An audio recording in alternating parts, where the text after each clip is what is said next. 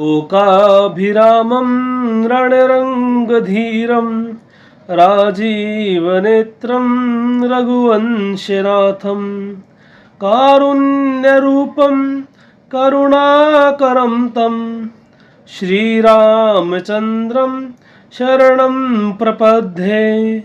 श्रीरामचन्द्रं शरणं प्रपद्ये।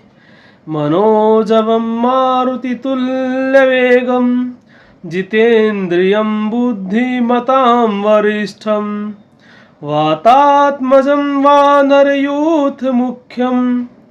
श्रीरामदूतं शरणं प्रपद्ये। श्रीरामदूतं शरणं प्रपद्ये। शान्ताकारं भुजगशयनं पद्मनाभं सुरेशं विश्वाधारं गगनसदृशं मेघवर्णं शुभांगं लक्ष्मीकान्तं कमलनयनं योगिभिर्ध्यानगम्यं वन्दे विष्णुं भवभयहरं सर्वलोकैकनाथं वन्दे विष्णुं भवभयहरं सर्वलोकैकनाथम्। मंगलभवन अमंगलहारी द्रवहु सुदशरथ अजर बिहारी। मंगल भवन अमंगलहारी। जय जय जय हनुमान गोसाई कृपा करहु गुरु देव की नाई। जय जय जय हनुमान गोसाई। श्री राम जय राम जय जय राम। श्री राम जय राम जय जय राम। श्री राम जय राम जय जय राम। श्री राम जय राम जय जय राम। श्री राम जय राम जय जय राम। श्री राम जय राम जय जय राम। वंदहु बाल रूप सोई राम सब सिद्धि सुलभ जपत जी सुनाम। सुमिरी पवन सुते पावन नाम अपने बस करी राखे राम। जय श्री राम जय हनुमान। पिछली बार हमने पढ़ा था, हमने श्रवण किया कथा में कि हनुमान जी लंका में प्रवेश कर चुके हैं और लंकनी से उनका आमना सामना हुआ और हनुमान जी ने एक मुष्टि प्रहार किया तो लंकिनी को खून की उल्टी हुई, है ना। वह उसके बाद फिर उसका जो सारा ज्ञान जागृत हो गया। तब लंकिनी भी कहती भी है ना कि जब रावण ही ब्रह्म वर दीना चलत विरंची कहा मोई चीना। कि जब ब्रह्मा जी ने रावण को वरदान दिया था तो चलते वक्त तो मुझे भी एक चिन्ह कहा था, एक संकेत कहा था, क्या विकल होई जे कपि के मारे तब जाने निशिचर संहारे। कि अगर कोई कपि कोई बंदर आके आप पे प्रहार करे और तुम व्याकुल हो जाओ विकल हो जाओ उस समय पे जान लेना कि राक्षसों का नाश निश्चित है। ठीक है, तो पिछली कथा में मुझे लगा था कि मैं 2 पार्ट को कवर कर दूंगा लेकिन थोड़ा सा जो वीडियो का लेंथ लंबा जा रहा था इसलिए आज उसको हम वहीं से कंटिन्यू करेंगे। चलिए शुरू करते हैं। तो लंकिनी ने क्या बोला था, तात स्वर्ग अपवर्ग सुख धरिय तुलाए के अंग तुलनता ही सकल मिली जो सुख लव सतसंग। परवीसी नगर की जय सब काजा हृदय राखी कौशलपुर राजा गरल सुधारि पुकर मिताई गोपद सिंधु अनल शीतलाई। गरुड़ सुमेरु रेणु समताही राम कृपा कर चितवा जाही अति लघु रूप धरे हनुमाना पैठा नगर सुमिरि भगवाना। मंदिर मंदिर प्रति करि शोधा देखे जह तह अगणित जोधा गयऊं दशानन मंदिर माही अति विचित्र कही जात सो नाही। शयन किए देखा कपितेहि, मंदिर महु न दीखि वैदेही। भवन एक पुनि दीख सुहावा, हरि मंदिर तहाँ भिन्न बनावा। रामायुध अंकित गृही, शोभा बरनी न जाय। नव तुलसी का वृंद तहाँ, देखि हर्ष कपिराई। मंगल भवन अमंगल हारी, द्रवहु सुदशरथ अजिर बिहारी। मंगल भवन अमंगल हारी, उमा सहित यही जपत पुरारी। चलिए कथा प्रसंग को आगे बढ़ाते हैं। तो लंकिनी ने क्या कहा, तात स्वर्ग अपवर्ग सुख, धरिय तुला एक अंग। तूल न ताही सकल मिली, जो सुख लवे सत्संग। इसके लिए मैंने आपको एक प्रसंग भी सुनाया था विश्वामित्र जी का और वशिष्ठ मुनि का, कि उन्होंने, विश्वामित्र जी ने अपनी तपस्या का पूरा बल लगा दिया, सारी आजीवन तपस्या का, फिर भी वो पृथ्वी को एक क्षण तक मुश्किल से रोक पाए। जबकि जो वशिष्ठ मुनि थे उन्होंने सिर्फ 1 सेकंड के या 1 क्षण के सत्संग का फल लगाया था, कि मैं अपने 1 क्षण का फल लगाता हूँ तो भी पृथ्वी स्थिर हो गई थी। ये सत्संग का प्रभाव है। आप इसके गूढ़ रहस्य को जानिए कि ये बातें क्या सिग्निफाई करती है, क्या बातें बताती है। ठीक है, हमारे ग्रंथ क्या कहते हैं, हमारे संत क्या कहते हैं कि गंगा नदी के किनारे कितने रेत के कण होंगे। गंगा नदी के किनारे कितने रेत के कण होंगे। अगर उतनी सारी गंगाएं हों तो उनके किनारे कितने रेत के कण होंगे। उतने गुना फल मिलता है जब कोई साधक जो है रामायण की 1 चौपाई को, भागवत के 1 श्लोक को, गीता के 1 श्लोक को हृदय में धारण कर लेता है। अब सुनने में यह संख्या बहुत बहुत बहुत बड़ी लग रही हो, क्योंकि एक गंगा किनारे अनंत कण होते हैं, करोड़ों लाख अरबों खरबों, कितने भी गिनती कर सकते हैं हम। ठीक है, साइंटिफिक लैंग्वेज से बात करें तो 10⁻18, 10⁻22 कितने भी हो सकते हो। फिर उसको उतना मल्टीप्लाई करेंगे तो कितना ज़्यादा हो जाएगा। लेकिन अगर अध्यात्म की कसौटी पर देखेंगे तो ये संख्या बहुत छोटी है। जब विभीषण श्री राम जी के पास आए, आगे कथा श्रवण करेंगे हम विस्तार में, अभी थोड़ा संक्षेप में बता रहा हूँ। तो सुग्रीव ने आके श्री राम जी को बोला कि आवत मिलन दशानन भाई, ये रावण का भाई आया, क्या करना। तो श्री राम जी बोले आप ही बताइए क्या करना चाहिए। तो सुग्रीव जी ने कहा कि भाई मेरे अनुसार तो क्या होना चाहिए कि उसको बांध के रखना चाहिए, क्योंकि एक तो दुश्मन का भाई है, दूसरा तो मायावी राक्षस, पता नहीं क्या पता भेद हमारा ले न सठावा, क्या पता हमारे जो सीक्रेट बातें, जो गुप्त बातें हो, हमारे सेना के जो गुप्त रहस्य है वो जानने आया हो, सुरक्षा व्यवस्था के बारे में जानने आया हो। तब श्री राम जी क्या कहते हैं, सखा नीति तुम नीक विचारी, मम प्रण शरणागत बहारी। आपने नीति के अनुसार बिल्कुल अच्छी बात कही है। नीति यही कहती है, युद्ध की नीति क्या कहती है कि अगर ऐसी परिस्थिति आती है तो आपको उसको बंदी बनाना चाहिए। लेकिन मेरा प्रण क्या है, मेरा प्रण है कि मैं शरणागत को भयहीन कर देता हूँ। जो कोई मेरे शरण में आता है तो उसको मैं अभयदान देता हूँ। शरणागत जे तज ही, निज अनहित अनुमान, ते नरपा और पाप में। ठीक है, कि जो शरणागत को तजता है ना अपने अनहित की आशंका से कि कहीं मेरा कुछ बुरा हो जाए, तो फिर वो पाप में हो जाता है व्यक्ति। ऐसे श्री राम जी का कथन है। ठीक है, तो उसमें आगे आता है कि सन्मुख होई जीव मोहि जब ही, जन्म कोटि अगनासई तब ही। कि जब जीव मेरे सम्मुख हो जाता है तो उसे करोड़ों जन्मों के पाप नष्ट हो जाते हैं। अब ये बातें लगती है कि अतिशयोक्ति है, अतिशयोक्ति नहीं, मैं कहता हूं कि अल्पशयोक्ति है, क्योंकि जब से सृष्टि का सृजन हुआ है तब से जीव इस पे है। और तुलसीदास जी कहते हैं ना, ईश्वर अंश जीव अविनाशी। जीव क्या है, परमात्मा का अंश है, तो जीव भी अविनाशी है। तो जब से सृष्टि का सर्जन हुआ है तब से हम सभी हैं। तो करोड़ों, क्या पता कितने करोड़ों गुना करोड़ों जन्म हो चुके हो, तो कि सिर्फ करोड़ों जन्म में पाप नष्ट हो जाए तो कोई बड़ा आश्चर्य नहीं है। अब ये चीज़ क्या है, ये चीज़ क्या दिखाती है, इसका हम आध्यात्मिक अर्थ जानेंगे कि तात स्वर्ग अपवर्ग सुख। देखिए, जो भी हमारी स्थिति होती है ना खुश होने की, उसके पीछे रहस्य क्या है कि जिस चीज़ को पाने की हम लालसा करते हैं, ठीक है, तो उसको पाने के बाद आपको लगता है कि आपको वो वस्तु मिल गई है इसलिए आप खुश हैं, ठीक है। लेकिन अगर आप गहराई में देखेंगे ना, तो चिंता क्या होती है, जब किसी चीज़ के बारे में बार बार सोचते हैं तो चिंता बन जाती है। किसी ने आपको कोई अपशब्द कहा, आप उसको बार बार मन में दोहरा रहे हैं या विचार आ रहे हैं, तो चिंता बन गई उसकी, गुस्सा आ रहा है, अब वही विचार आपको गुस्से की तरफ लेके जाएगा, ठीक है।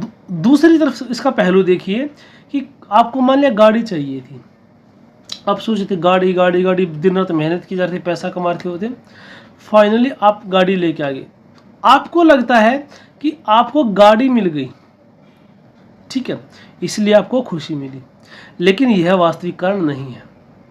वास्तविक कारण है कि अब आपके मन से गाड़ी को पाने की लालसा खत्म हो गई। अब आपके मन में गाड़ी को पाने का विचार नहीं चल रहा। अब आप इसमें यह तर्क दे सकते हैं कि हाँ, तो गाड़ी मिल गई इसीलिए तो हमें ऐसा लगा, लेकिन वही गाड़ी जो जितनी खुशी आपको पहले दिन हुई थी, क्या उतनी खुशी दूसरे दिन होगी? क्या उतनी खुशी 10वें दिन होगी? क्योंकि गाड़ी तो वही है और 10 दिन में उसको कुछ ऐसा बिगड़ा भी नहीं है। किसी की नई नई नौकरी लगती है, गवर्नमेंट जॉब लगती है, तो क्या होता है, जब उसका लिस्ट में नाम आता है तो खुशी की परम सीमा पर होता है। लेकिन वही व्यक्ति, जबकि उसको कोई पैसा नहीं मिल रहा, सिर्फ ये है कि नाम आ गया, अब मुझे नौकरी मिल जाएगी, ठीक है, लेकिन जब वो पैसा कमा रहा होता है, ठीक है, तब क्या कहता है कि अरे ये इतना खराब डिपार्टमेंट है, ऐसे लोग हैं, वैसे लोग हैं, ये होता है, वो तब ये करते हैं, वो करते हैं। जबकि वही स्थिति अगर आपको नौकरी का फॉर्म भरवाने से पहले अगर ये कहते हैं कि भाई बाद में भी काम करना पड़ेगा, ओवर टाइम भी करना पड़ेगा, ये मतलब जितनी बंदिशें होती है, उन बंदिशों को साइन करते हुए भी आप क्या करते, उसको नौकरी का फॉर्म भरते 99% केसेस में, ठीक है। वहीं जो नौकरी आपको प्राप्त है, आपके मित्र क्या सोचते हैं उसके लिए, आप बोलोगे ना कि अरे ये परेशानी है, वो कहेगा भाई मैं झेल लूंगा, मेरी लगवा दे नौकरी, ठीक है। अब वही नौकरी जो आपको मिली थी, जब आपका लिस्ट में नाम आया तो आप कितने खुश थे। अब आप खुश, आपको लग रहा है कि आप खुश इसलिए कि नौकरी मिल गई, अब मैं पैसे कमाऊंगा, मैं ये करूँगा वो करूँगा, लेकिन जिस मोमेंट पे लिस्ट में नाम आया ना, उस मोमेंट पे आपके यहाँ से विचार गया, टेंशन गई, वो लालसा गई, वो वासना गई कि अब मुझे नौकरी प्राप्त करनी है। जब प्राप्त करने की लालसा खत्म होती है ना, तब आप खुश होते हैं। जब आप विचारहीन होते हैं तब आप खुश होते हैं। इसी को बोला था कामना रहित, ठीक है। अध्यात्म में हम कहते हैं कि भगवान से कुछ मांगे नहीं, तो हम क्या सोचते हैं, इसका अर्थ ये नहीं है कि अब मैं पर्टिकुलरली 9 बजे मंदिर में जा रहा हूँ, उसके बाद मैंने भगवान के आगे हाथ जोड़े, भगवान की स्तुति गायन की, आप तो दीन दयालु हो, आप तो पतित पावन हो, मुझे ये चीज़ दिला दीजिए। या उस टाइम पे नहीं मांग रहे आप, उस टाइम पे सिर्फ आप ये बोल के चले गए कि आप पतित पावन हो, आप कल्याण करने वाले हो, ठीक है। अगर ये सारी बातें आपके हृदय से निकल रही हैं तो ये पूजा का शुद्ध रूप है, ठीक है। अगर आपके हृदय से ये बात निकल रही है परमात्मा के लिए तो बिल्कुल ठीक है, कोई दिक्कत नहीं। लेकिन अगर आप नाटक वैसे कर रहे हो कि हाँ अब मैं मंदिर में गया हूँ तो भगवान को बोलूँगा कि भगवान सुख संपत्ति घर आवे, कष्ट मिटे तन का, तो बस ये सिर्फ मांगते ही रहेंगे, झड़ी लगाते रहेंगे कि अब ये होना चाहिए, अब वो होना चाहिए। जिस क्षण आपके मन में किसी चीज को पाने की इच्छा उत्पन्न हुई, तो क्या लगता है आपको, परमात्मा को नहीं पता चला? क्या परमात्मा को नहीं पता चला? परमात्मा तो अंतर्यामी है, आपके पता लगने से पहले उनको पता लग जाता है। तो जो ये बात कही है ना कि परमात्मा से कुछ मांगो मत, जब आपके मन में इच्छा नहीं होगी ना, वो स्थिति है कि आप नहीं मांग रहे। ये हमारा लक्ष्य है, इसको आप स्टार्टिंग पॉइंट मत बना के चलिए, ये शुरुआती बिंदु नहीं है, ये तो लक्ष्य है, यही तो प्राप्त करना है। तो कई कथाओं में आपको ये मिलता है कि आपको ऐसा करना चाहिए, वैसा करना चाहिए। देखिए हमारी सामर्थ्य नहीं है। अगर मेरे अंदर सामर्थ्य है कि मैं सत्य बोल सकता हूँ, मेरे अंदर सामर्थ्य है मैं अहिंसा का पालन कर सकता हूँ, मेरे अंदर सामर्थ्य है कि मैं सद्मार्ग पे चल सकता हूँ, मेरे अंदर सामर्थ्य है कि मैं दूसरे जीवों को कष्ट नहीं दूंगा, सद्मार्ग पे चलूंगा, सन्मार्ग पे चलूंगा, सत्य के मार्ग पे चलूंगा, आध्यात्म के मार्ग पे चलूंगा। मैं प्राप्त क्या करूंगा फिर? जब भगवान की कृपा होती है ना, जब द्रव ही दीन दयाल, तब भगवान की कथा मिलती है। ठीक है, ये अध्यात्म का परिणाम है कि फिर हम सत्यवादी हो जाएंगे, हम अहिंसक हो जाएंगे, है ना, हम सद्मार्ग पे चलने वाले हो जाएंगे। ठीक है, ये लक्ष्य है हमारा, इसको हम शुरुआत में लेके नहीं चल सकते। क्या कर सकते हैं हम अपनी तरफ से जितना होगा प्रयास करेंगे। किसका प्रयास करेंगे? हम अपने मन को हरिचरणों में लगाने का प्रयास करेंगे, फिर वो करेंगे जो करना है। गीता में भगवान श्री कृष्ण कहते हैं ना कि मेरे 4 प्रकार के भक्त हैं। एक तो आर्त भक्त हैं, जो दुखी होकर मेरी शरण में आते हैं कि भगवान मुझे ये कष्ट है, इस कष्ट का निवारण कीजिए। एक आर्थिक सहायता के लिए आते हैं कि भगवान मुझे इतने पैसे चाहिए, मुझे ये चाहिए, मुझे वो चाहिए। फिर आते हैं जिज्ञासु, है ना कि सृष्टि किसने बनाई, मरने के बाद क्या होता है, इस प्रकार की जिज्ञासा, परमात्मा कौन है, अगर कोई बनाने वाला तो कहाँ है, उसका स्वरूप कैसा है, कैसा दिखता है, उसके गुण स्वभाव क्या क्या है ना। एक होता है फिर ज्ञानी भक्त। ठीक है, ज्ञानी अगर देखा जाए तो उच्च प्रकाष्ठा है भक्ति की। और वैसे यहाँ पे ज्ञानी का शब्द 2 है, यहाँ पे प्रेमी और ज्ञानी दोनों को ही सम्मिलित किया गया है। शिव जी भगवान श्री राम के ज्ञानी भक्त हैं। ज्ञानी का मतलब सिर्फ ये नहीं कि जिनके पास ज्ञान का वो है, नॉलेज नहीं है, सिर्फ ऐसा नहीं कि इंफॉर्मेशन नॉलेज है, उनके पास प्रेम है श्री राम जी का, है ना। 87 हजार साल शिव जी भगवान श्री राम की नाम की माला जपते हैं, समाधि में रहते हैं। बीते सम्मत सहस 87 तजी समाधि शंभु अविनाशी। ठीक है, तो हम क्या करेंगे, अपने मन को हरिचरणों में लगा सकते हैं, हरि कथा का श्रवण करेंगे। मैंने प्रसंग में बताया था आपको कि नवधा भक्ति का ज्ञान देते हुए भगवान श्री राम माता शबरी को क्या कहते हैं, प्रथम भगति संतन कर संगा, दूसरी रत मम कथा प्रसंगा। ठीक है, पहली भक्ति क्या है कि संतों का संग, सत्य का संग करिए, ये करने लायक चीज है। शुरुआत में ही अगर आप सोचेंगे कि हाँ मैं तो सत्य के मार्ग पे चलूंगा, देखिए इच्छा होनी चाहिए, हमारी लक्ष्य है ना, तो मन में इच्छा रहेंगे तभी तो उसको प्राप्त कर पाएंगे। लेकिन ऐसा नहीं कि सिर्फ आपके प्रयास से हो जाएगा। ये सुंदरकांड जिस जीवन में कांड किसके सुंदर होंगे, वही चीज़ क्या दिखाती है। आप देखना पग पग पे हनुमान जी क्या कहेंगे, ये नहीं कहेंगे कि मैं कर रहा हूं, सो सब तवे प्रताप रघुराई, नाथ न कछु मोरी प्रभुताई। मेरा तो कुछ है ही नहीं, अस मैं अधम सखा सुनू मोहू पर रघुवीर। हे विभूषण जी, मैं तो अधम नीच हूं। नीच का मतलब मेरे पास कोई शक्ति नहीं है, मैं शक्तिहीन हूं। मोह पर रघुवीर,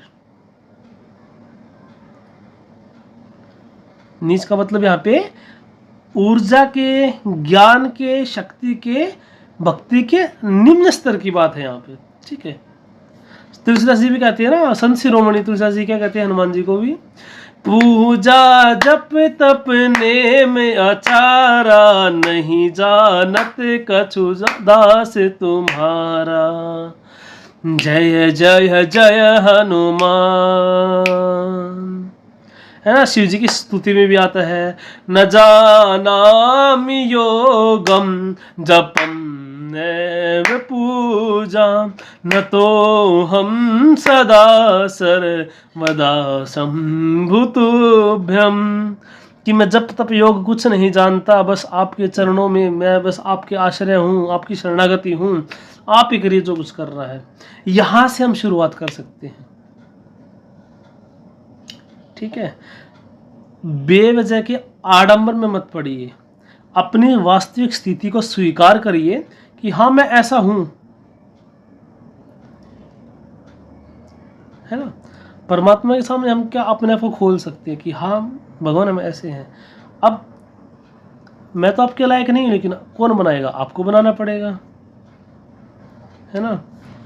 हमारे हरि अवगुण चित्त ना धरो, एक नदिया एक नार कहावत, एक नदिया एक नार कहावत, मैं लोही नीर भरो, हमारे हरि अवगुण चित्त ना धरो,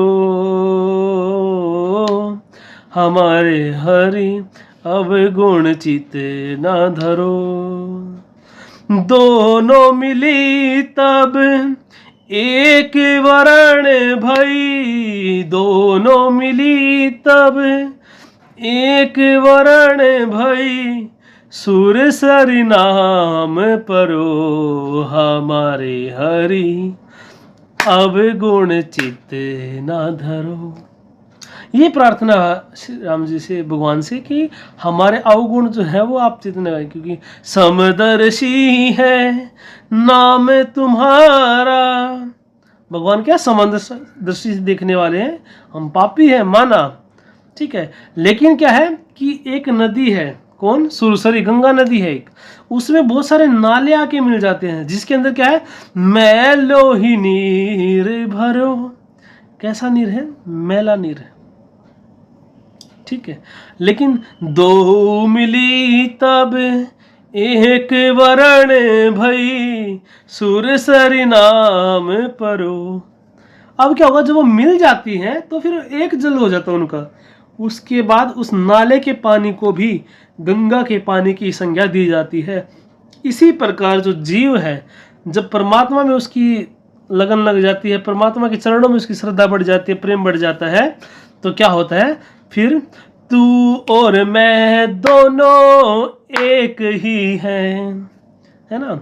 सोई जानहि जेहि देहु जनाई, जानत तुम ही होई जाई, सोई जानहि जेहि देहु जनाई। तो उसको जानने के बाद परमात्मा तुल्य हो जाता है। ये लक्ष्य है हमारा, है ना, ये परम गति, ये सिद्धि, इसी को बोलते सिद्धि। ये सिद्धि परमात्मा के चरणों में प्रीति हो जाना, ये सिद्धि है, ठीक है।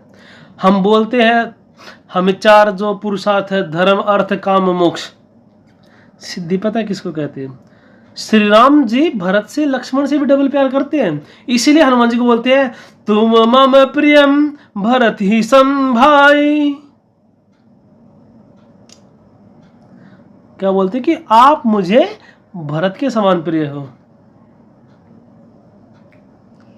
एक भजन भी है इसके ऊपर, भरत बर आइए रे अंजनी के जाए, क्यों कर भूलूं शान तेरा, राम लखन की गेल्या हनुमत, लोग करे गुण गान तेरा, आइए रे अंजनी के जाए, क्यों कर भूलूं शान तेरा, राम लखन की गेल्या हनुमत, लोग करे गुण गान तेरा। भरत बराबर भाई से तू, लखन लाल ते प्यारा से, मने लखन लाल ते प्यारा से, भक्ति देखी सकती देखी, तू भगता में न्यारा से, भाई तू भगता में न्यारा से, दौड़ कर पर्वत ठाल्या यो काम अज बलवान तेरा, रामचंद्र की गेल्या हनुमत, लोग करे गुणगान तेरा, लोग करे गुणगान तेरा। जब जब भगत पुकारे रघुवर, भगता के मजाना हो, भगता के मजाना हो। इतना वर दो रघुनाथ, थारे चरणों बीच ठिकाना हो, थारे चरणों बीच ठिकाना हो। तो हनुमान जी के लिए श्री राम जी क्या कहते हैं कि आप मुझे भरत के समान प्रिय हैं, ठीक है। और हनुमान जी फिर क्या कहते हैं कि बस इतना ही वरदान मुझे चाहिए कि आपके चरणों से लिपटा रहूं मैं, है ना। सीता राम चरण रति मोरे, अनुदिन बढ़ाऊं अनुग्रह तोरे, ठीक है। लेकिन ऐसा श्री राम जी ने क्यों कहा? पता है भरत जी क्या बोलते हैं? अर्थ न धर्म न काम रुचि, गति न चाहूं निर्वाण। अर्थ न धर्म न काम रुचि, गति न चाहूं निर्वाण। जन्म जन्म रति राम पद, यह वरदान नयान। ना मुझे अर्थ में रुचि है, ना मुझे पैसे में रुचि है, ना धर्म में रुचि है। अर्थ न धर्म न काम रुचि, ना कोई कामना पूरी करना चाहता हूँ, न गति न चाहूं निर्वाण, ना मुझे मोक्ष चाहिए। क्या चाहिए? जन्म जन्म रति राम पद, यह वरदान न हे रघुनाथ जी, मुझे ये वरदान दीजिए कि जन्म जन्म में मैं आपके चरणों का सेवक बनूं। ये सारी चीजें कहां से आती हैं? सत्संग से आती हैं, ठीक है। एक छोटी सी कथा मैं आपके साथ साझा करता हूं, उसके बाद फिर हम चौपाइयों की श्रवण करेंगे, ठीक है। बोला ना लंकिनी वाला, तात स्वर्ग अपवर्ग सुख, धरी तुला एक अंग, तूलन ताहि सकल मिली, जो सुख लवे सत्संग। तो सत्संग का इतना महत्व क्यों है? तो मैंने बताया था ना आपको, बिनु सत्संग विवेक न होई, राम कृपा बिनु सुलभ न सोई। कि बिना सत्संग के विवेक नहीं होता, और श्री राम जी कृपा के बिना सत्संग नहीं मिलता। तो एक व्यक्ति क्या होता है, सन्यासी होता है, और वो गांव गांव जाके भिक्षा मांगते थे। तो क्या हुआ कि एक सन्यासी को एक दिन एक स्त्री दिखाई दी, तो उसकी इच्छा हुई कि मैं इससे विवाह कर लूं, ठीक है। तो सब लोगों ने इसका विरोध किया, लेकिन जो गुरुजी थे उन्होंने कोई विरोध नहीं किया। ठीक है, तुम्हारी इच्छा है, अगर तुम्हारे मन में काम विकार उत्पन्न हुआ है और आप उसको विवाह के माध्यम से पूर्ण करना चाहते हो, तो इसमें भी कोई दिक्कत वाली बात नहीं है। दिक्कत वाली बात तब है जब आप अनुचित मार्ग को अपनाते हो। अगर आप विवाह पूर्ण विधि विधान से, वेद मंत्रों से उच्चारित होकर विधि विधान से अग्नि से समक्ष 7 फेरे लेके, वैसे फेरे 4 होते हैं। ये थोड़ा सा ना जो सीरियल्स देख के, नाटक देख के हमारे मन में 7 फेरे 4 फेरे होते हैं। अर्थ धर्म और काम और मोक्ष को दिखाने वाले, चारों पुरुषार्थ है इसको दिखाने वाले, ठीक है, कुछ वचन होते हैं। तो उसमें कोई भी आपत्ति नहीं। हाँ, लेकिन और ये बात है कि जो वो युवक था, वो युवा सन्यासी था, तो उसने सन्यास का मतलब ऐसा नहीं था कि बिल्कुल परम मतलब संकल्प ले रखा था। एक होता कि हठ योग जब हम करते हैं ना, संकल्प लेते हैं, तो पूर्णतः सन्यास में क्या होता है कि वैसे तो देखिए ये अनुचित ही था, शास्त्र सम्मत नहीं था इतना कि वो सन्यास के मार्ग को छोड़ के उधर जाए। इसका प्रमाण हमें रामायण में मिलता है, वो मैं आपके साथ साझा बिल्कुल करूंगा, ठीक है। लेकिन ये था कि अनुचित मार्ग पे जाने से अच्छा है, आप उस अध्यात्म के मार्ग पे नहीं बढ़ पा रहे हो, आपकी रुचि उधर हो गई है, तो फिर जो शास्त्र सम्मत है तो आप विवाह कर लीजिए। बहुत सारे ऋषि मुनि हुए हैं ऐसे, पूर्णतः सन्यासी होने के बाद उन्होंने विवाह किया है। एक ऋषि थे, जल में तपस्या कर रहे थे, एक मछली को जाते देखा, मैं उसका नाम विस्मृत हो गया, नाम थोड़ा सा भूल गया मैं ऋषि का। तो मछली के परिवार को जाते हुए देखा, एक बड़ी मछली, उसके पीछे बहुत सारी छोटी छोटी मछली। तो उसको लगा कि अरे जब इनका परिवार होता तो मैं परिवार क्यों ना बनाऊं। तब उसने अपना परिवार ही बनाया, योग माया से अपने आपको बहुत सुंदर किया। एक राजा कई सारी कन्याओं से विवाह किया, जितनी सारी कन्याएं थी उतने सारे रूप बनाए, उतने सारे रूप में भोग भी किया। लेकिन वो मार्ग क्या था, हालांकि उसकी अपने अध्यात्म मार्ग से वो हट गया, लेकिन फिर भी अनुचित मार्ग नहीं अपनाया, उन्होंने पूर्ण विधि विधान से विवाह किया, ठीक है। सामाजिक स्वीकृति ली, उसके माता पिता की स्वीकृति ली, सब कुछ किया। तो ये देखिए, सन्यासी के लिए वैसे तो काम वासना में रत होना एक खराब चीज है, ठीक है, लेकिन पथ से भ्रष्ट होके अनुचित मार्ग पे जाना वो बिल्कुल गलत है। गृहस्थ के अंदर भी आप भजन कर सकते हो, और गृहस्थ के साथ अपने अलग चुनौतियां हैं, ठीक है। गृहस्थ के अंदर रह के भगवान का भजन करना बहुत बड़ी तपस्या है, कि गृहस्थी कार्य भी आप कर रहे हैं, अपनी जिम्मेवारी भी आप पूर्ण कर रहे हैं, ठीक है। तो क्या हुआ, वो चला गया, कुछ नहीं, उसका जो वैवाहिक जीवन था बहुत अच्छा चल रहा था। लेकिन एक बार क्या हुआ कि वहाँ के राजा ने उसको पकड़वा दिया और उसको फांसी देने वाले थे, वो किसी झूठे आरोप में फंस गया। तो संयोगवश क्या हुआ, जिस दिन उसको फांसी दी जा रही थी ना, उसी दिन वो महात्मा जी, वो गुरु जी वहाँ से जा रहे थे। तब उन्होंने कहा अपने उस शिष्य को कि आप अपने पुण्य, अपनी मृत्यु आने वाली है ना, आप अपने पुण्य को याद कीजिए। देखिए अगर कोई भी महात्मा वैसे होता ना ढोंगी टाइप में, तो वो क्या बोलता, देखो इस मूर्ख को, इस स्थिति को, हमारी आज्ञा की अवहेलना की तो अब मृत्यु से यहाँ पे पड़ा है ना, मृत्यु होने वाली इसकी, तो तुम कभी मुझे छोड़ के मत जाना, या ऐसे इसको संघ को छोड़ के मत जाना, ठीक है, आश्रम को छोड़ के मत जाना, वरना तुम्हारी भी यही हालत हो। लेकिन वो जो ऋषि थे, मैंने बताया ना आपको, संत परम हितकारी जगत माही, संत परम हितकारी अंत मति सो गति। पता था संत जी को, ऋषि जी को पता था कि अंत समय में जो मति होगी वहीं पे गति होगी। श्री कृष्ण जी कहते हैं ना कि जो व्यक्ति जिस देवता को पूजता है, मैं उसकी श्रद्धा उसी में स्थापित कर देता हूँ, लेकिन उसको फिर जो फल मिलेगा वो उसी के अनुरूप मिलेगा। जो देवताओं को पूजेगा वो देवताओं को प्राप्त होगा, जो भूतों को पूजेगा वो भूतों को प्राप्त होगा, और अंत समय में जो मेरा स्मरण करेगा तो वो मुझे प्राप्त होगा। अंत समय में जो ओम का स्मरण करता है वो प्राण त्यागेगा तो उसको परम गति प्राप्त होगी। ठीक है, ओम को प्रणव भी बोलते हैं, प्रणव का जो स्मरण करेगा।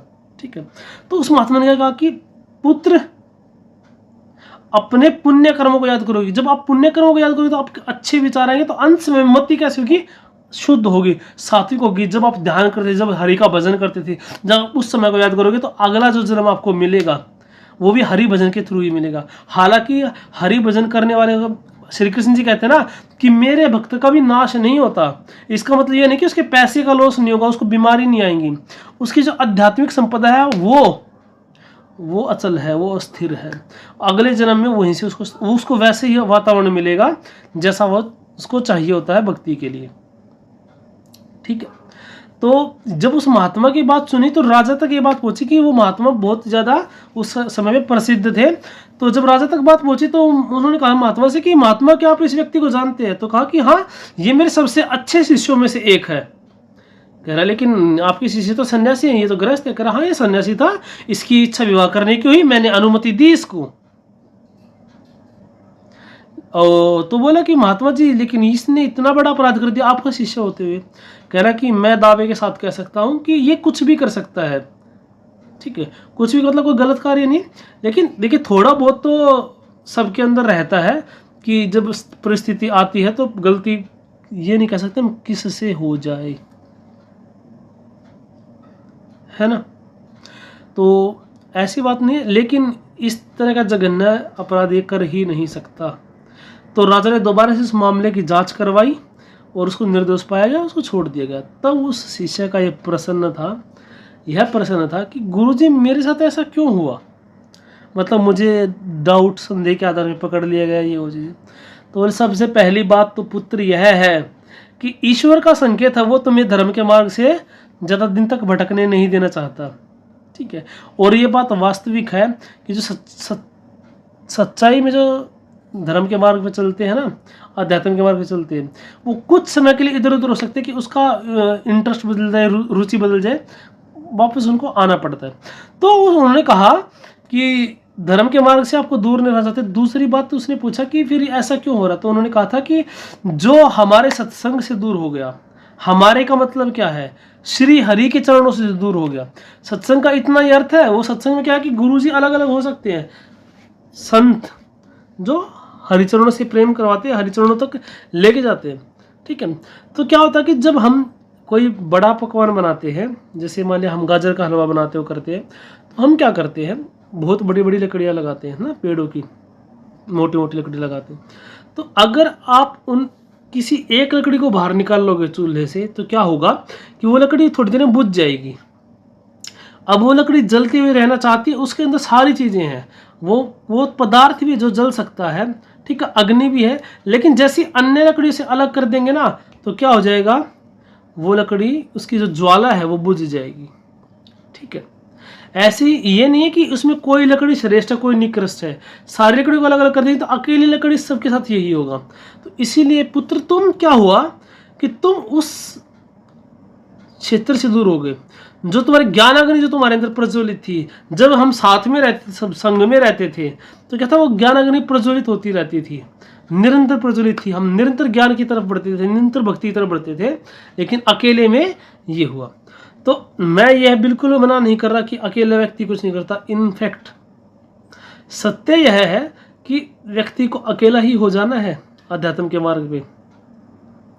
ठीक है, जैसे आपने सुना होगा ना, माता पिता भाई बंधु कोई साथी नहीं है, ये नहीं है। तो उसका अर्थ यह नहीं है कि माता पिता कोई कुछ नहीं है। इसका अर्थ यह है कि जब आप अपनी जिम्मेवारियां पूर्ण तरीके से निभाएंगे, लेकिन उनमें आसक्ति नहीं होगी। आपके जो कर्तव्य हैं, कर्तव्य किसने नहीं निभाया? देखिए, भगवान जब आके लीला करते हैं तो उन्होंने अपने कर्तव्य नहीं निभाए क्या? हर कदम पे उन्होंने अपना कर्तव्य निभाया है। ठीक है, तो ऐसा नहीं है कि मतलब उनसे कोई मतलब नहीं रखना, हाँ, लेकिन बिना वजह की आसक्ति नहीं रखनी। ठीक है, जब ये आसक्ति चली जाएगी तब क्या होगा, आपके भजन के मार्ग पे आपको आगे बढ़ने का मौका मिलेगा। ठीक है, और अब देखिए, जब आसक्ति ही नहीं रहेगी तो क्या होगा, आपके पास डिस्ट्रैक्शन कम रहेगा, आप भजन कर सकते हैं अकेले। लेकिन अगर आप समय निकाल पाते हैं, दो चार और आपके मित्र ऐसे आपको मिलते हैं जो अध्यात्म के मार्ग पर अग्रसर है, तो अब क्या होगा, चर्चा हरि चर्चा चलेगी। ज्ञानी से ज्ञानी मिले, करे ज्ञान की बात, है ना। मूर्ख से मूर्ख मिले, चले गुस्सा लात। क्या होगा, जब ज्ञानी से ज्ञानी मिलेगा तो क्या होगा। देखिए, कबीर जी कहते हैं, बहुत अच्छा मुझे लगता है कबीर जी का दोहा, प्रेमी प्रेमी ढूंढत मैं फिरूं, प्रेमी मिले न कोई, प्रेमी को प्रेमी मिले, सब विष अमृत होई। इसका मतलब क्या है कि कोई जहर का प्याला ले आएगा और उसको प्रेमी को प्रेमी देगा तो वो अमृत हो जाएगा? नहीं। जब प्रेमी को प्रेमी मिलता है तो वहां पे क्या होता है कि हरि चर्चा होती है कि अरे हाँ, ये भी श्री राम जी के चरणों का दास है, ये भी श्री राम जी की कथा सुनाएंगे, हनुमान जी की कथा सुनाएंगे, शास्त्र सम्मत बातें बताएंगे। तो उनको इतना आनंद आता है ना अपने प्यारे की बात सुनने में। ठीक है, ये महत्व है सत्संग का। चलिए, थोड़ा कथा प्रसंग थोड़ा सा बड़ा हो गया है, हम इसकी तरफ बढ़ते हैं, लेकिन ये भी बहुत आवश्यक है। जब तक हम उसके मर्म को नहीं जानेंगे, है ना, लंकनी भी कहती ना, जान ही नहीं मरम सठ मोरा, मोर आहार जहां लगी चोरा। तो ये मर्म जानने की आवश्यकता है। सिर्फ लिटरली उन शब्दों को वैसा लेने की जरूरत नहीं है। उसका अर्थ क्या है कि अरे ये थोड़ी है कि एक संग मैं तो 20 बार सत्संग में जा चुका हूँ, मुझे तो इतना सा भी आनंद नहीं मिला, ये तो करे स्वर्ग से भी ज्यादा आनंद मिलेगा।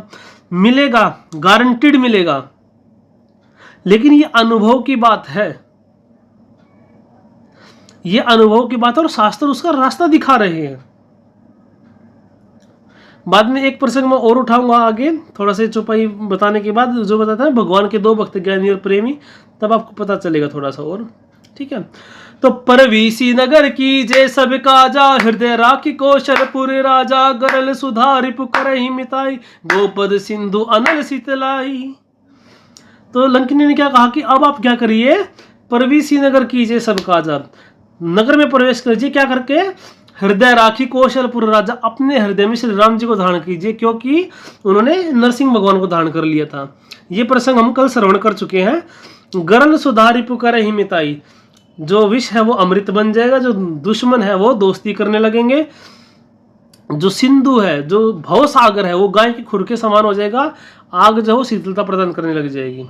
अब ऐसा नहीं है कि जहर ले हो जाएगा, हालांकि मेरा केस में तो ये भी हुआ, जो भेजा जहर का प्याला उसे भी पी गई मीरा, दरस दासी को दिखलाया, वो दर्शन हम भी पाएंगे। आगे क्या है, पकड़ लो हाथ बनवारी, नहीं तो डूब जाएंगे। देखिए, रिपु करहि मिताई, विश्वामित्र, है ना। विश्वामित्र का एक अर्थ यह है कि अब विश्व में सब उसके मित्र हैं, वो किसी को मैं शत्रु नहीं समझता। ऐसा नहीं कि दुश्मन खत्म हो जाएंगे, ऐसा आज तक पृथ्वी पे हुआ ही नहीं। भगवान के साथ नहीं हुआ कि भगवान को शत्रु माने। दुर्योधन क्या बोलता है, ऐसे हमारे भी मैंने बहुत देखे, कितना भगवान साक्षात खड़े हैं फिर भी उसने उनको कभी मित्र नहीं माना, ठीक है। लेकिन वो कहते हैं कि उस जो राम भक्त होते हैं उनको क्या करते हैं, सिया राम में सब जगह जानी, वो सब जगह परमात्मा का जब दर्शन करते हैं तो उनके लिए कोई दुश्मन नहीं रह जाता, उनके लिए फिर हर जगह अमृत ही अमृत है, क्योंकि जब हर जगह श्री राम है तो अमृत ही अमृत है, ठीक है। तो हर जगह आग भी उनको शीतलता प्रदान करती है, मतलब सारी स्थितियां उसके अनुकूल हो जाती हैं। और ये सांसारिक तौर पे होना आवश्यक नहीं है, हो भी सकता है। अलग अलग भक्त हैं जो अलग अलग चमत्कारों का साक्षात्कार करते हैं, लेकिन वो क्या, वो हरि की कृपा है। जो सही मायने होते हैं वो उनको दबा के रखते हैं, ठीक है।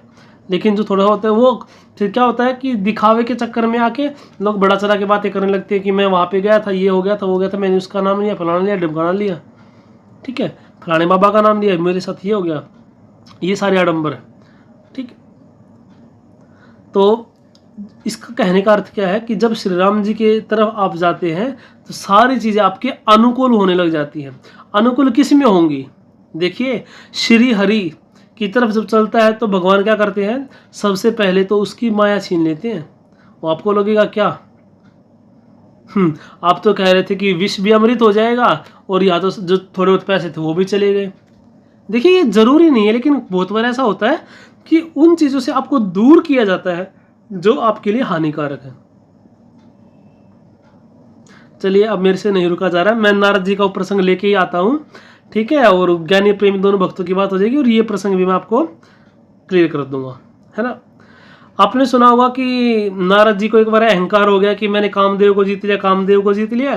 तो उन्होंने शिव जी के पास जाके इस बात को बताया, तो शिव जी ने कहा कि ठीक है, आपने मुझे बताया, श्री हरि विष्णु को ये बात मत बोलना। तो नारद जी को लगा कि अरे शिव जी मुझसे चिढ़ते हैं, क्योंकि इनका नाम क्या है, कामदेव को जीतने वाला है ना, मनोज न सावन, जय सच्चिदानंद जग पावन, असी कही चले मनोज न सावन। अभी तक ये उपाधि शिव जी को ही प्राप्त है और ये चिढ़ते हैं मेरे से कि मतलब यही शब्द प्रॉपर नहीं, मतलब उनको लगता है कि इनको ईर्ष्या है मेरे से कि मेरा नाम भी क्या है इसमें शामिल हो जाए कि भाई मैंने भी कामदेव को जीत लिया है। तो उन्होंने भाग भाग के फिर श्री हरि विष्णु को बताया। तो विष्णु जी ने कहा, एक होता है ना कि एक पिता अपने बच्चे को बोलता है, बेटा बोलता है कि मैंने ये कर दिया, तो पिता भी उसको पैम्पर करने के लिए, उसका हौसला बढ़ाने के लिए बोलता है। श्री हरि कहते हैं कि नारद जी आप जैसे महापुरुष के लिए कौन सी बड़ी बात है काम को जीतना, है ना।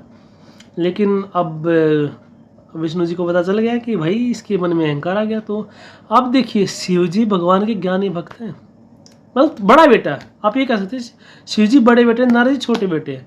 बड़े बेटे क्या होता है, थोड़ा सा समझदार हो, थोड़ा मैच्योर होता है। छोटे बेटे में क्या होता है कि उतावलापन होता है, कई सारी चीज़ें होती है ना, तो उसका ध्यान ज़्यादा रखा जाता है। कहीं मेले में जाएंगे, बड़ा बेटा होगा तो उसको स्वतंत्र भी घूमने दिया जाएगा, क्योंकि अब उसके लिए कोई ऐसा नहीं है कि वो खो जाएगा या किसी ऐसी क्रियाकलाप में इन्वॉल्व हो जाएगा जिससे को ज़्यादा नुकसान हो जाएगा। छोटे बेटे का जरूर हाथ, क्या पता कहाँ खो जाए, किसी झूले के नीचे आ जाए, कुछ भी, मतलब चोट खा सकता है, हो सकता है। तो नारद जी के साथ वही हो रहा है, अब वो अहंकार में आ गए और भगवान का आहार अहंकार है सबसे पहला, है ना। तो उन्होंने क्या किया, श्री हरि ने माया रची तो एक बहुत ऐसा परिवेश बनाया कि स्वयंवर हो रहा है एक बहुत सुंदर राजकुमारी का। तो नारद मुनि ने क्या किया, आगे भगवान श्री हरि से प्रार्थना की कि भगवान मुझे सुंदर बना दो। क्यों, क्योंकि इच्छा तो उनके मन में क्या थी कि अगर सब सुंदर बना देंगे, अपना रूप दे देंगे तो मेरी शादी हो जाएगी, जबकि नारद मुनि बाल ब्रह्मचारी हैं, ठीक है। तो क्या हुआ कि उन्होंने क्या किया, बहुत प्रार्थना की, तो भगवान हंस रहे हैं, ठीक है, क्योंकि उनको तो पता सारी चीज़ें भगवान की तो माया है। और भगवान हमेशा मुस्कुराते हैं, आप कभी भी देखना, भगवान श्री राम कुछ भी करेंगे मुस्कुराते रहेंगे, भगवान श्री कृष्ण कुछ भी करेंगे मुस्कुराते रहेंगे, है ना। तो लेकिन लास्ट में नारद मुनि ने एक बात कह दी जिसने भगवान को थोड़ा सा गंभीर कर दिया, सीरियस कर दिया। जेहि विधिनाथ होई हित मोरा, जेहि विधिनाथ होई हित मोरा, करहूँ सो बेगी दास मैं तोरा, करहूँ सो बेगी दास मैं तोरा। नारद मुनि ने क्या कहा कि हे भगवान, जिस प्रकार से मेरा भला हो वो करिए, जल्दी करिए, दास मथुरा मैं आपके चरणों का दास हूँ। अब भगवान मुस्कुरा रहे थे, थोड़ा सीरियस हो गए, भाई अब मेरे पर जिम्मेवारी डाली है मेरे भक्त ने, तो कल्याण तो करना पड़ेगा।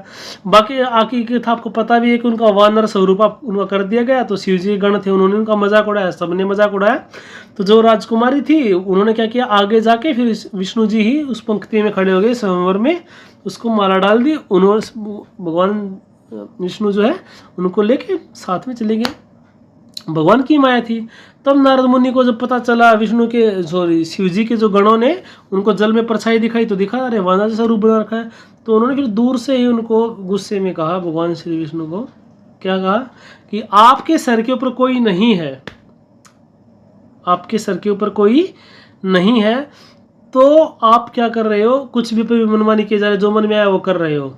ठीक है, तो मैं आपको श्राप देता हूँ, जैसे आपने मतलब मेरी आसक्ति, पहले तो आसक्ति पैदा की, फिर दूर भी कर दिया, वो पत्नी मिली भी नहीं मुझे, तो आपको भी अपनी पत्नी के वियोग में घूमना पड़ेगा। ठीक है, दूसरी बात, मेरा वानर जैसा मुंह बनाया ना, वानरों से आपको सहायता लेनी पड़ेगी।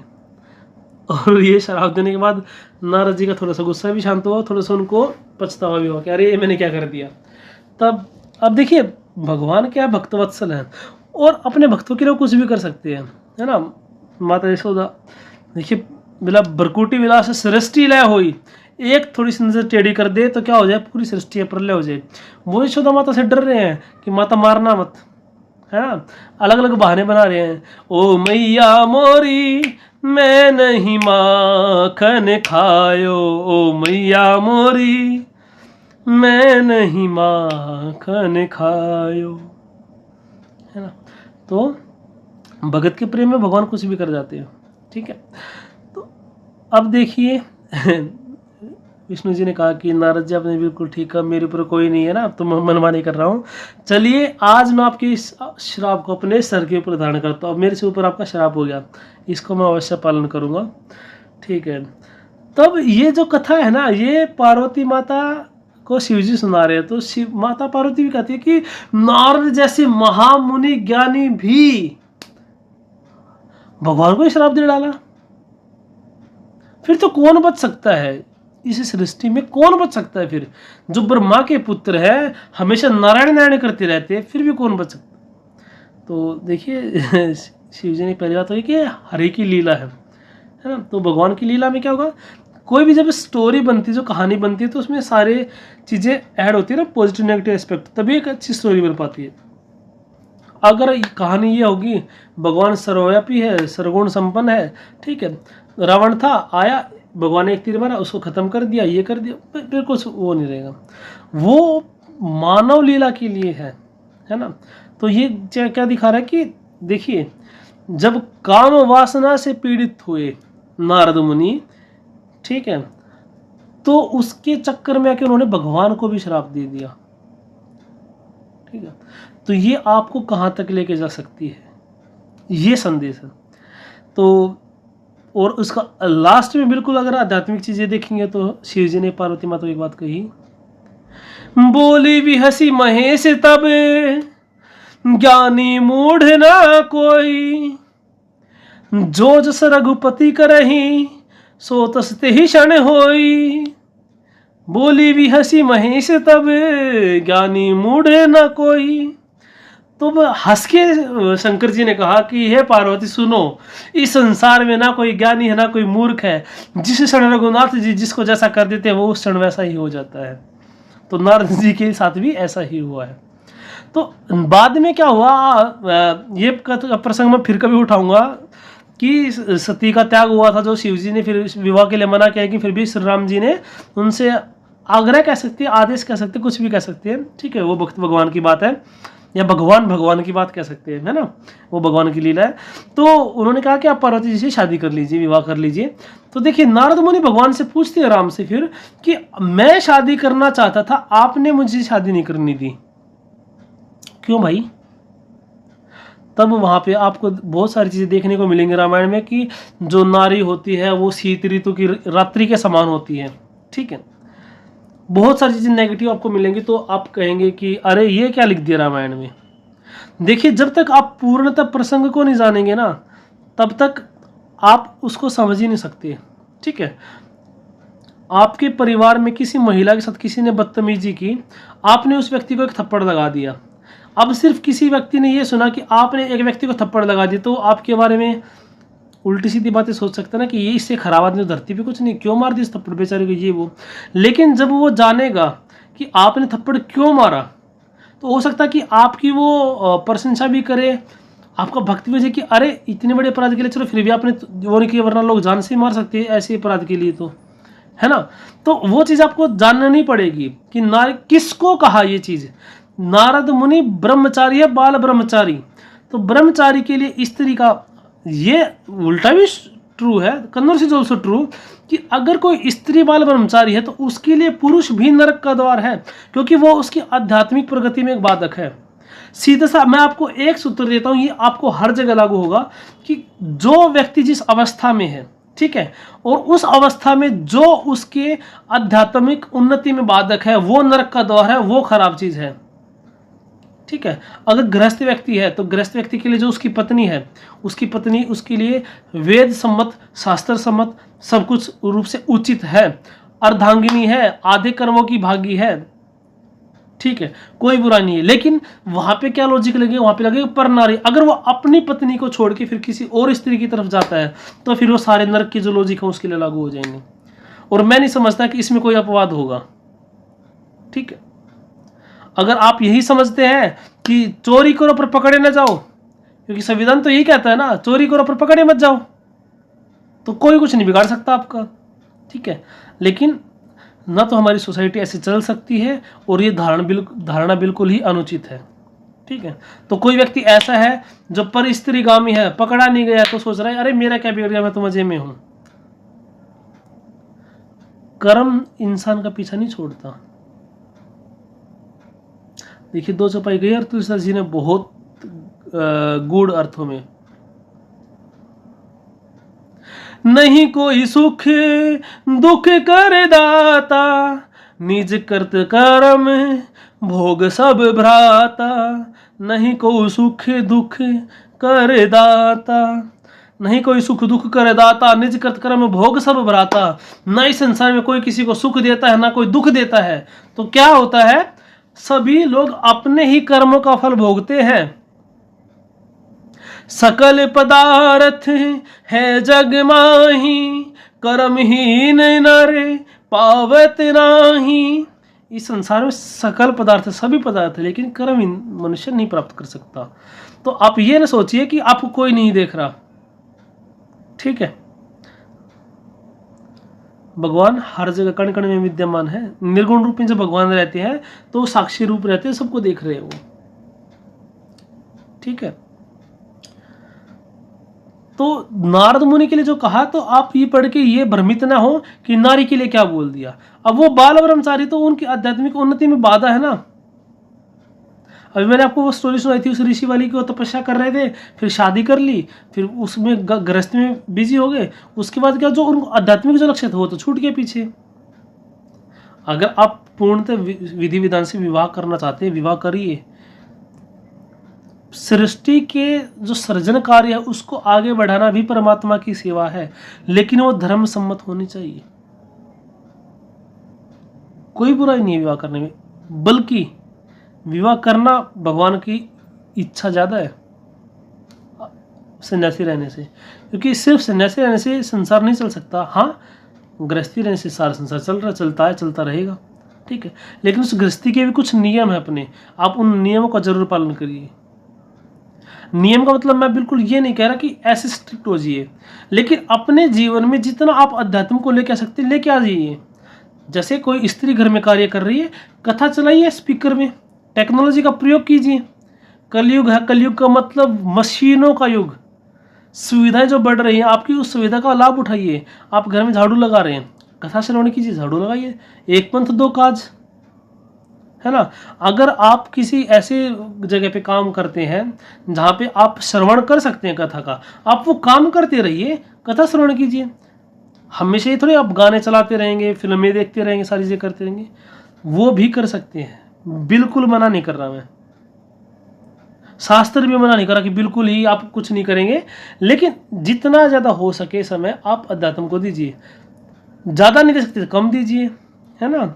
एक घड़ी आधी घड़ी, आधी में पुनियाद, तुलसी संगति साधु के, हरे कोटि अपराध, है ना। एक घड़ी में 24 मिनट होती है, तो एक घड़ी आधी घड़ी, आधी में पुनियाद 24 मिनट, या फिर 12 मिनट, या फिर पुनियाद और आधा कर लो 6 मिनट। और मैं तो आपको ये कहता हूं कि अगर आपको लगता है कि दुनिया में बहुत आडंबर है, आप शास्त्र का सहारा लीजिए, है ना, आप टेक्नोलॉजी यूज कीजिए, यूट्यूब का सहारा लीजिए, जहां पे आपको कोई नुकसान नहीं पहुंचा सकता। आप घर में बैठे आप ग्रंथ का अध्ययन कीजिए, आप घर में बैठे आप वीडियोस देखिए, अच्छी अच्छी कथा श्रवण कीजिए। लेकिन हाँ, एक चीज है, पानी पियो छानकर, गुरु बनाओ जानकर। गुरु का अर्थ में सिर्फ ये नहीं कि जिससे आप दीक्षा लेंगे वही गुरु है, जिसको आप श्रवण कर रहे हैं उसका भी आपको एक आइडियोलॉजी पता होना चाहिए कि इसकी विचारधारा किस तरफ है। जो सिर्फ सांसारिक बातों में भरमाए रखेगा तो फिर वो आप अपना समय नष्ट कर रहे हैं। इससे अच्छा फिर आप कोई मूवी देख लेंगे तो वो अच्छा है। देखिए, अगर आप एक चित्त होकर एक काम करेंगे ना, वो भी भगवान की सेवा है।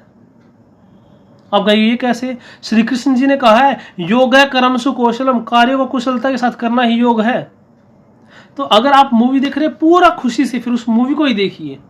जब आप भगवान का भजन कर रहे हैं तो फिर मैं कहा कि 6 मिनट करना है, 1 घंटा बैठने की जरूरत नहीं, 2 घंटे बैठने की जरूरत नहीं। तो जब आप भगवान का भजन करिए फिर भगवान का भजन ही करिए, ठीक है। लेकिन अगर आप भगवान के भजन भी ऐसी बातें सुन रहे हैं, मैं वहां गया था, वहां पे उस व्यक्ति ने मुझे ये बोला, 1-2 चुटकुला अपने ऊपर सुना दिया, अपने आप को श्रेष्ठ दिखा दिया, अपने आप को बुद्धिमान दिखा दिया, यही चल रहा आजकल। मैंने ऐसे से उदाहरण दिए जाते हैं, मैंने कहा मेरे भाई, ये वो अपनी श्रेष्ठता दिखाने में लगे हुए हैं लोग। सुंदरकांड पढ़िए, हनुमान जी से भी श्रेष्ठ है क्या वो लोग? हर चीज में। शाखा मृग के बड़े मन साई, शाखा ते शाखा पर जाई, ना सिंधु हाटक पुर जारा, घन विपिन उजारा, ठीक है, जो आसो कोटि का उजारी हो, सो सब तव प्रताप रघुराई, नाथ न कछु मोरी प्रभुताई, सुनु माता शाखा मृग, नहीं बल बुद्धि विशाल, प्रभु प्रताप ते गरुड़ ही, खाए परम लघु व्याले।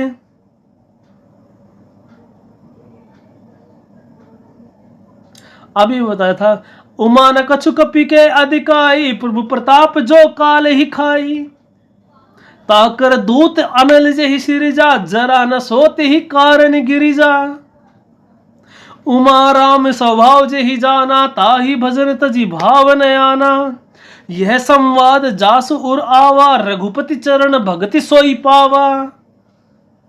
क्यों बोला गया सुंदरकांड में ये कि उमा, शिव जी कहते हैं ये बात कि उमा राम स्वभाव जही जाना, ताहि भजन तजी भावना। श्री राम जी के जो स्वभाव को जानते हैं वो भजन को छोड़ने के बारे में सोचते भी नहीं। फिर यह संवाद जास उर आवा, सुंदरकांड का जो संवाद है जिसके हृदय में आएगा वो क्या होगा? रघुपति चरण भगति सोई पावा। अगर एक लाइन में कहूं ना मैं, तो हनुमान जी ने इतने बड़े बड़े कार्य किए, एक का भी श्रेय नहीं लिया। हर वक्त बस जय श्री राम, जय श्री राम, जय श्री राम, आपकी वजह से, आपके कारण, आपके प्रताप से, आपकी महिमा, आपकी लीला है।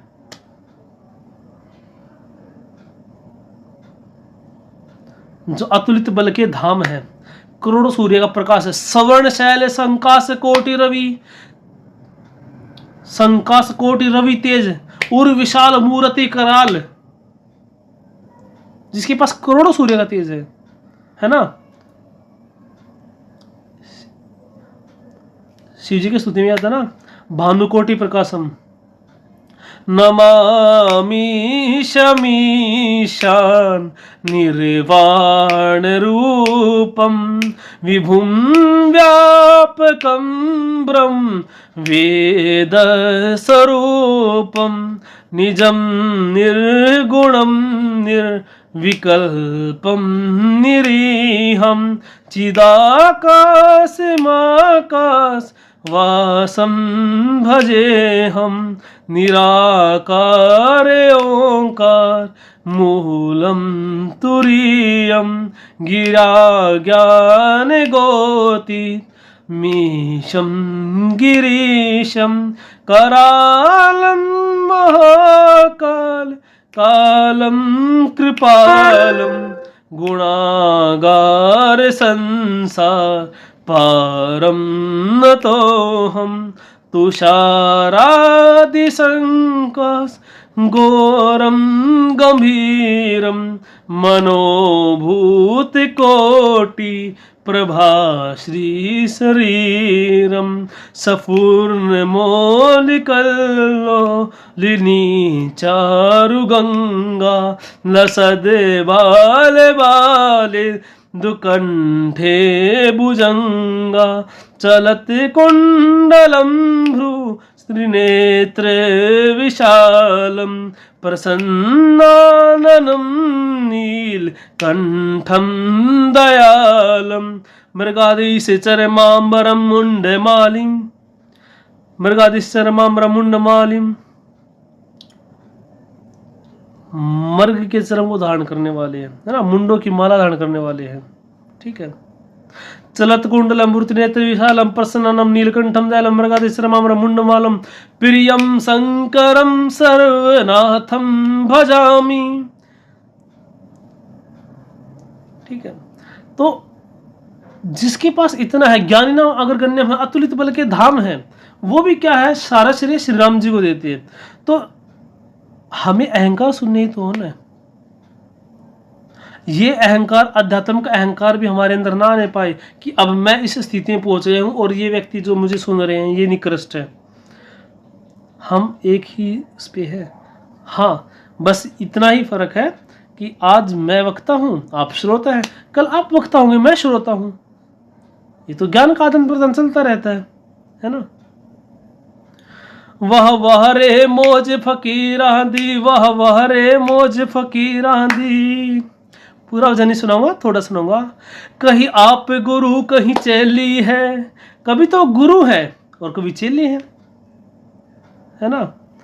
कभी चबावे चना चबेना, कभी लपटा लेंदे खीरा दी, वह रे मौज फकीरां दी।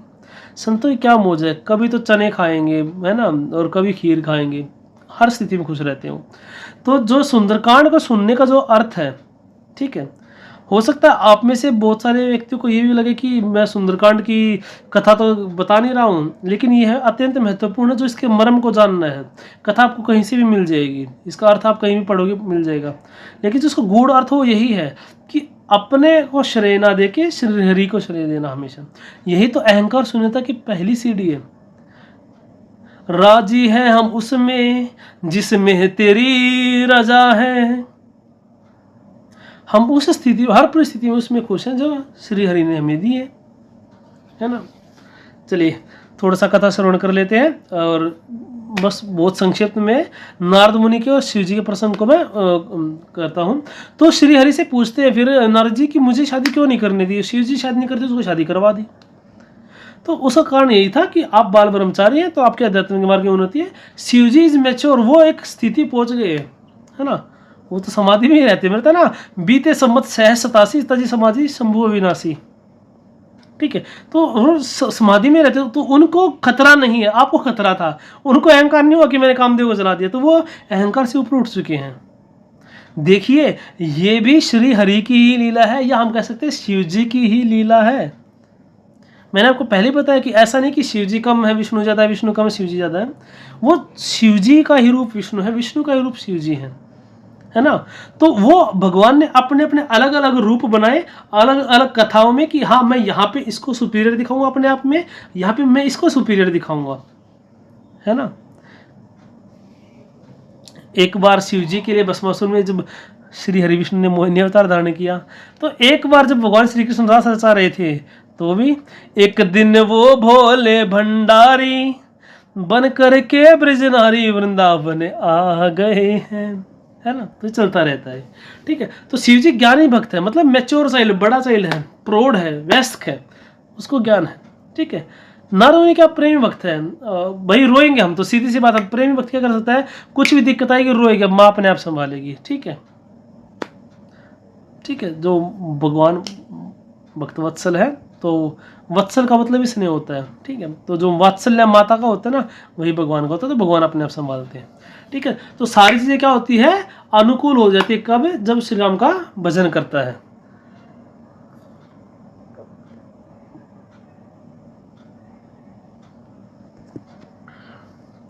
आगे देखिए, गरुड़ सुमेरु रेणु समताही, राम कृपा करि चितवा जाही, अति लघु रूप धरे हनुमाना, पैठा नगर सुमिर भगवाना। तो मैंने बताया ना, गरुड़ जैसे बाहर पक्षी भी छोटे लगेंगे, सुमेरु पर्वत भी छोटा लगेगा, जिसके ऊपर श्री राम जी कृपा करेंगे। अब थोड़ा संक्षिप्त में लूंगा भाई, 1 घंटे से ज़्यादा वीडियो हो गया है। अति लघु रूप धरे हनुमाना, पैठा नगर सुमिर भगवाना। हनुमान जी ने बहुत छोटा रूप धारण किया और नगर के अंदर चले गए, किसको, श्री राम जी को ध्यान करके, सुमिर भगवाना। मंदिर मंदिर प्रति करि शोधा, मंदिर मंदिर प्रति करि शोधा, देखे जहाँ तहाँ अगणित जोधा, गया तसानन मंदिर माही, अति विचित्र कही जात सो नाही। तो मंदिर के 2 अर्थ हैं हिंदी भाषा में, एक तो अर्थ होता है महल, ठीक है। तो एक मंदिर आपको पता ही है, जो शिवालय देवालय है ना।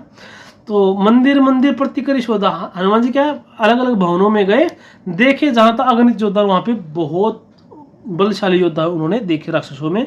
गया दशानन मंदिर माही, अब रावण के महल में भी गए, अति विचित्र कही जात सोना ही, ठीक है। वहाँ पे क्या अति विचित्र, क्या मतलब महल जो था रावण का वो बहुत विचित्र था, ठीक है।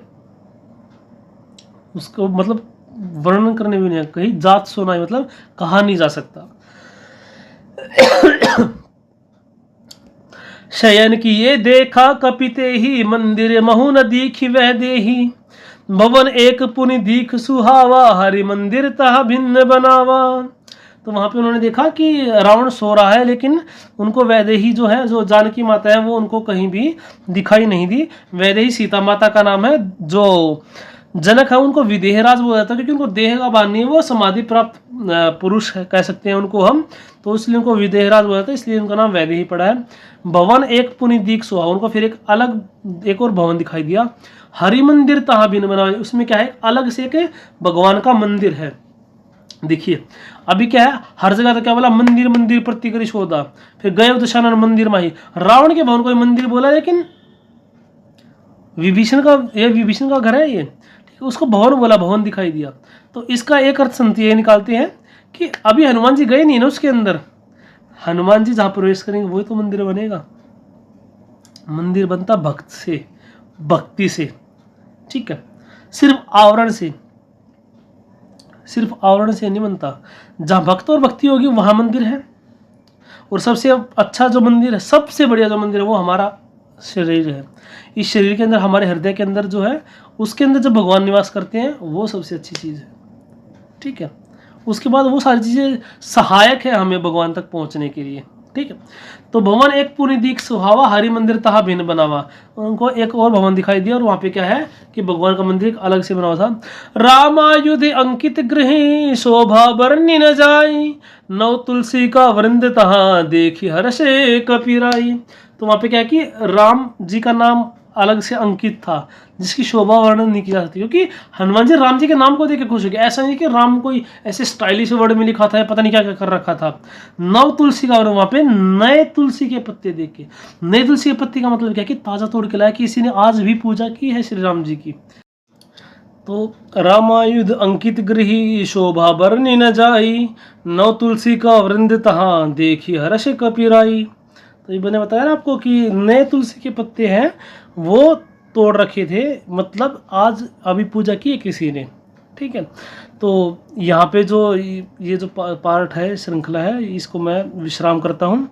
अगली वीडियो में हम आगे की कथा श्रवण करेंगे, ठीक है। तो मौसम दीन न दीन हिते, तुम समान रघुवीर, अस विचारि रघुवंश मणि, हरऊ विसंभव भीर, काम ही नारी पियारी जिमी, लोभ ही प्रिय जिमी दाम, तिमि रघुनाथ निरंतर, प्रिय लागू मोहे राम।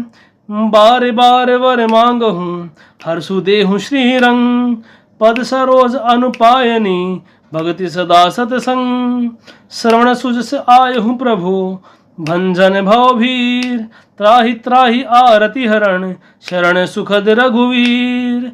जय जय राजा राम की, जय लक्ष्मण बलवान, जय कपीस सुग्रीव की, जय अंगद हनुमान। श्री राम चरण में प्रीति हो, सुनो वीर हनुमान।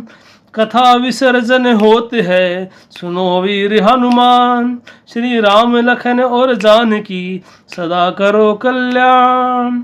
सियावर रामचंद्र की जय, पवन सुत हनुमान की जय, उमापति महादेव की जय। चलिए इसी के साथ अपनी वाणी को विश्राम दूंगा। कल हम शुरुआत में शिव जी की स्तुति भी करेंगे, नमामि शमीशान वाली पूरी। आज मैंने आधी की, समय के अभाव के कारण, और वीडियो 1 घंटे से बहुत ज़्यादा लंबा हो गया है। ठीक है, तो चलिए मिलते हैं अगले वीडियो में। और सियावर रामचंद्र की जय, पवन सुत हनुमान की जय, उमापति महादेव की जय। जय जय श्री राधे, जय जय श्री राधे, जय जय श्री राधे श्याम। सब भक्तों को जय श्री राम।